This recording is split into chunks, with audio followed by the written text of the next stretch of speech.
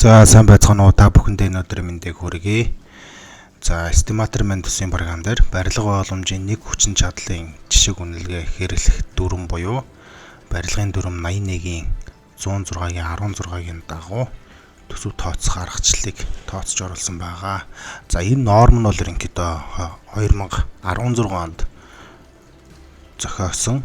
Тэгээ хэрэглэх аргачлал бол ерөнхийдөө одоо барилгын хан болон даацын хийц бүтээц хучлалтын хийцээс хамаарат барилгуудыг ол нэг хүндсэн 5 ангилсан байдаг. За эдгээр 5 ангиллалын дагуу барилгынхаа төрлийг сонгож өгнө. За тэгээд энэ дээрээс нь тээврийн зай хэмжээнээс хамаарат итгэлцүүрээр үржүүлж өгдөг байгаа. Тухайлбал одоо 50-аас 500 км дотор бол нэг 5% зардлыг өсгөдөг.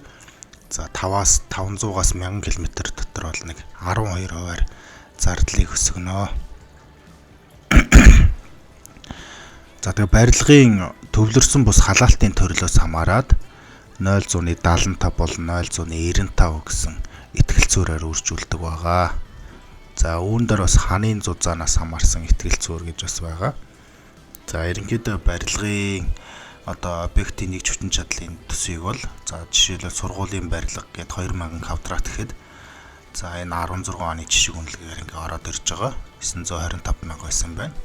За энэ дээр байршлаасаа хамаарат байгалийн нөлөөллийн итгэлцүүр, тээврийн итгэлцүүр, нам даралтын 100% халаалтын итгэлцүүр, за тэгээд үнийн өсөлтийн индексээр үржүүлээд нийт төсөв төртөг гараад ирнэ.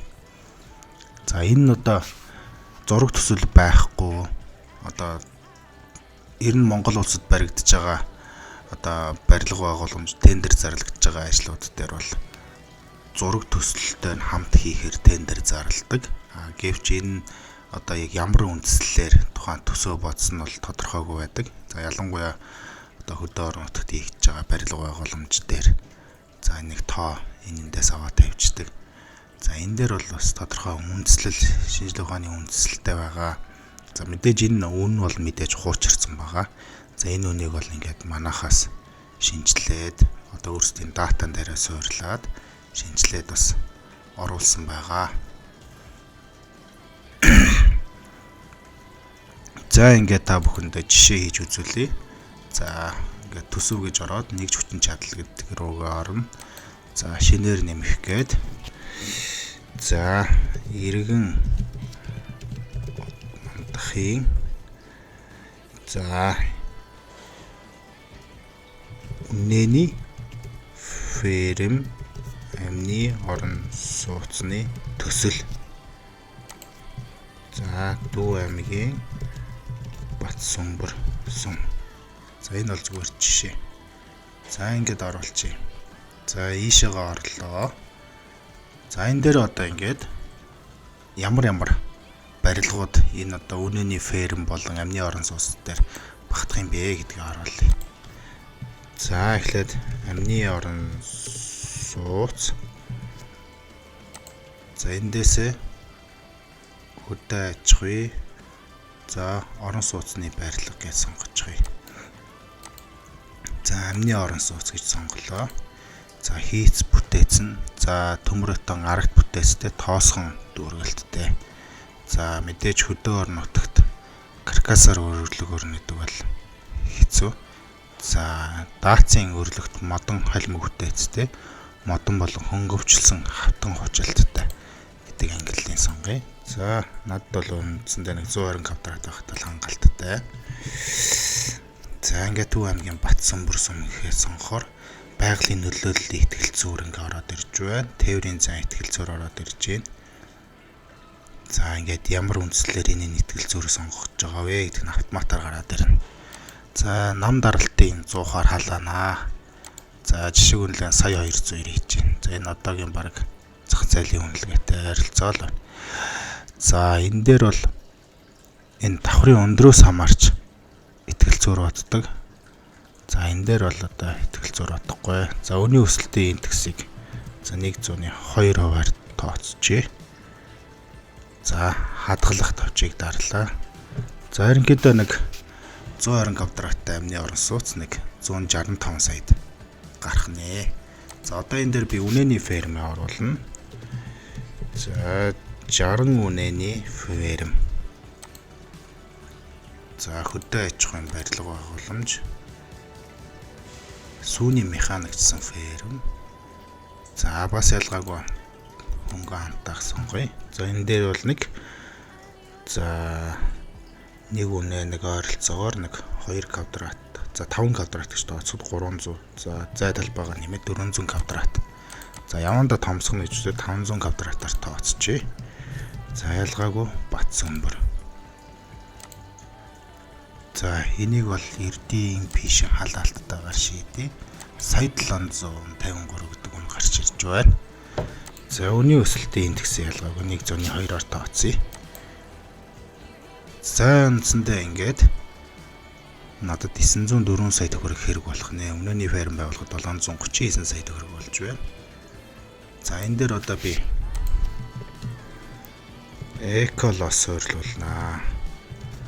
Харин цэврийн байгууламж. Цэвэрлэх байгууламж. За эколос цэвэрлэх байгууламж гэдээ оруулчих.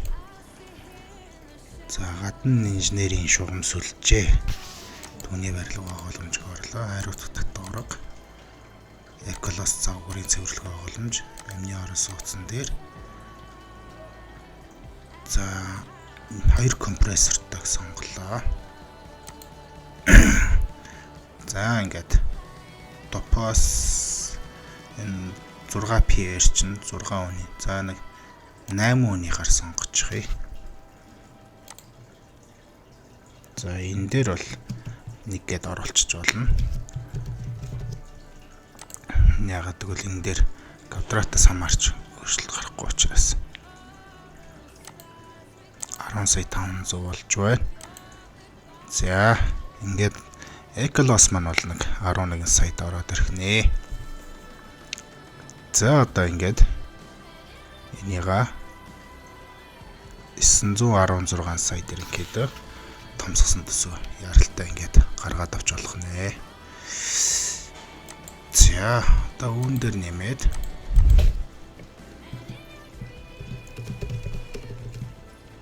за юу гэдэг юм бэ? Гараж нэмээд барьчихъя. Ультрим барилга, машины гараж. За нэг 30 квадрат байхад бол болно доо.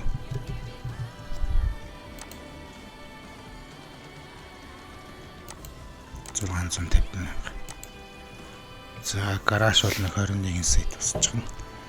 За ерөнхийдөө бол нэг иймэрхүү байдлаар бол ашиглаад бас явж болж байгаа.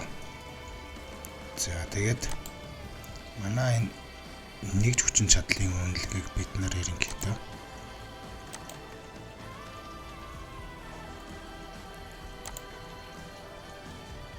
ийм ажлуудыг нэмээд оруулсан байгаа.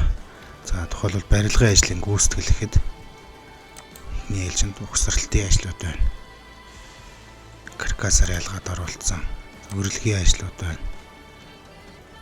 Бүгдийн нэгж хүчин чадлаар нэгэд оруулсан байж байна. За гадна инженерийн согом шүлжээ гэхэд дулаан, тоосгоонтой зэрэг бүх ажлуудыг ингээд оруулсан байна. Цаашид ингээд энэ датануудаа ингээд сайжруулад яваад байна. За ингээд нэгж хүчин чадлын жишг үнэлгээ маань орж дууслаа. За ингээд анхаарал хандуулсанд баярлалаа.